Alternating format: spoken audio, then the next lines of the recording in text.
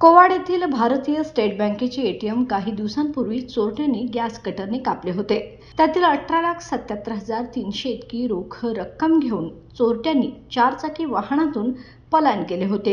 ही माहिती मिळताच पोलिसांनी नाकाबंदी केली होती, पण पोलिसांच्या वाहनाला त्यांनी धडक दिली। दरम्यान त्यांची गाडी बंद पडली आणि ते सर्वजण पळून गेले।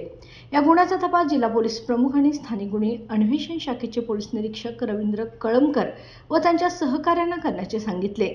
ते तपास करत असताना आरोपीची हुंदाई कंपनीची क्रेटा चारचाकी गाडीला MH01EV9918 ही नंबर प्लेट बनावट असल्याचे स्थानिक गुन्हे अन्वेषण शाखेच्या पथकाला लक्षात आलं।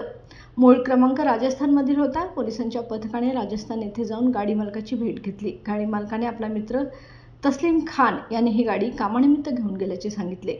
पोलिसांनी संशयिताची माहिती गोळा केली। ते सर्वजण पालघर जिल्ह्यातील मुंबई अहमदाबाद रोडवरील मनोर गावातील सहारा मेवा धाबा परिसरात असल्याचे समजले। त्यानुसार सहाय्यक पोलीस निरीक्षक चेतन मसुटगे, दीपक घोरपडे, महेश पाटील, राजू कांबळे, हंबीर अतिग्रे यांनी धाबा परिसरात साध्या वेशात जाऊन सापळा लावला आणि मोठ्या शिताफीने आरोपींना अटक केली।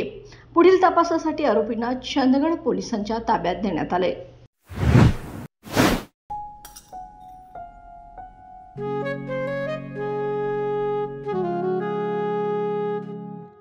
बाबा, आज येताना बासुंदी घेऊन या ना।